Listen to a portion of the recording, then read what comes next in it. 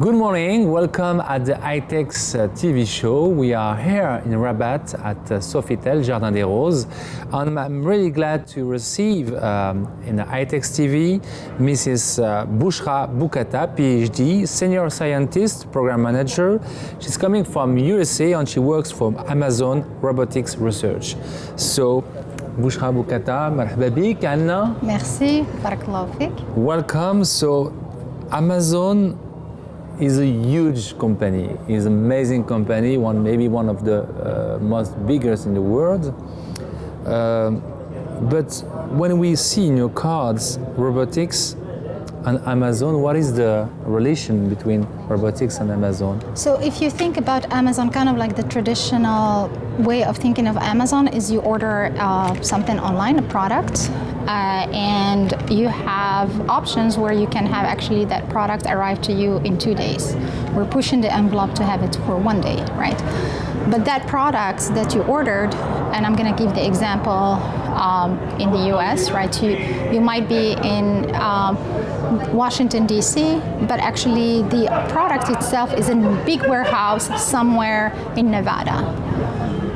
And that product could be a smartphone, could be a pen, but it's really buried in a huge warehouse. But in order to ensure that you get it within those 2 days, there is a lot of logistics that happen around that. Right? So really the first piece is really identifying where the product is and getting it out quickly to get packaged and packaged in a smart way so that it gets to you properly. So there is a lot of operations there. But robotics specifically is really to help with there's a lot of automation, but specifically for the warehouses is how to retrieve those items from a pod. It's called a pod. It's multiple layers where you store the items. Traditionally, it would be having a human going and looking and scanning and identifying where the object. And these field houses, these fields, these warehouses, they're like huge fields, like 6 times a soccer field, just to give it perspective. And sometimes you have multiple layers. So if you have humans really that need to go after all these products, you will require a lot of humans and also a lot of them working very hard and not necessarily being able to achieve it in a reasonable amount of time. So now with robots, we have these robots. They're about this high and this big. And what they do, we organized all the items in what we call pods. So now the items are stored there, but instead of having a human go in and identify which pod it is in, we have the system that identifies where the system is, where that item in the system is, and then the robot goes and picks it up and provides it to a human operator that then places it with other items so that they can be packaged and sent to you. So that's an example of automation and in robotics, right? So, Bouchra, I would like to know, because I was so curious, I see during these 2 days a lot of new title functions, senior scientist, program manager. So how did you arrive to this kind of job? And what is the parcours of your formation in schools to get this job? So I am actually the product of Morocco. So I graduated from l'Université Abdelmalek Saadi in Tétouan. So I'm from Tétouan with a bachelor's in applied math and statistics. And I got a master's from Al Akhawain University in machine learning and AI. And then I went to the US. I published a few papers while I was doing my master's in very well known conferences in the US, and I got a scholarship to go to the US to further my studies for a PhD. That was always my dream. It's really, I didn't want to just take whatever others have and then apply it. I really wanted to be part of the innovation. So that was very attractive to me. So I went to Rensselaer Polytechnic Institute, which is the only polytechnic institute in the US and actually the oldest, 1824. And I got my PhD there in machine learning and AI. And then I got offered several jobs, but I picked my first job with the General Electric Research, because again, for someone who's really interested in research and wanting to explore a little bit, GE at that point offered me having different businesses in different applications, healthcare, aviation, finance, transportation, renewable energy was very attractive for me to try. Really, there's a lot of data really to explore that. And during that time, I really got a chance to really work on very advanced technology projects. So DARPA is one of, so the US has a system for deep research and really advanced research in form of government agencies like DARPA. And they put all these challenges, like for instance, the self-driving car challenges. They put that. They have also some challenges for big data, for cognitive architectures, for AI. So I won few of those programs, and I did some really deep research on that while I was at GE. And also I had the chance to really apply that research, which is deep research, into some real concrete applications. So that kind of like bridging the gap. And during that period of time, I moved from scientist to lead to senior scientist. And then I was really approached by the businesses to bridge the gap between research, deep research, and products.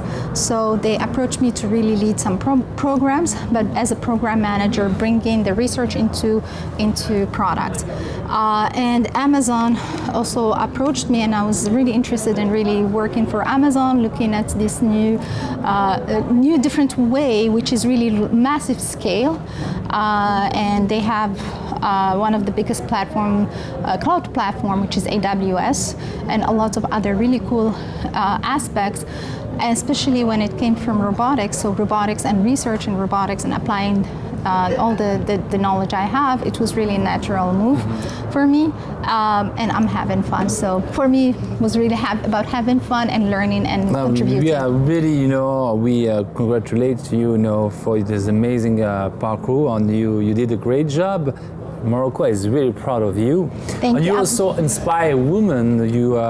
You are part of the many programs and also programs who helps women on computer. Can you tell more about this? Absolutely. So a few years back, I have been actually, I was asked by my advisor when I was doing the PhD to go to attend a conference called Grace Hopper Conference for Women in Computing. At first I was very skeptical. I was like, well, I'm a woman, I'm in computing, why do I need to go to this conference? But my advisor wants me to go, I'll go and check it out. I went and I was really inspired because what I didn't realize, and maybe this is what happens to most women, is that most of the time I'm the only woman either in the class, in a meeting, in a conference, at a panel. I even had one of very nice anecdote. I mean, it's funny now, but now looking at it, it's funny. My presentation was at a conference. There were a few people who came approaching me and they were like, do you know this guy? We're looking for this guy. The topic seems very interesting. I'm like, well, that guy is a girl and it's me.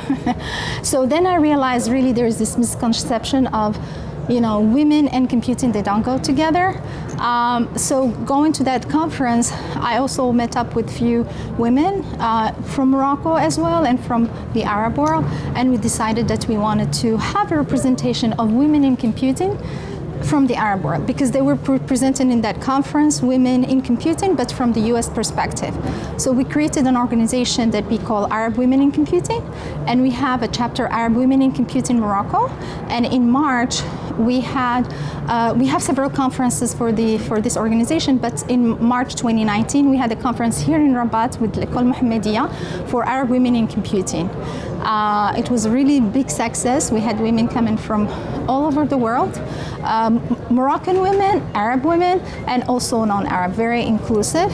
And really what the goal of the organization is really to attract, retain, and promote women in computing.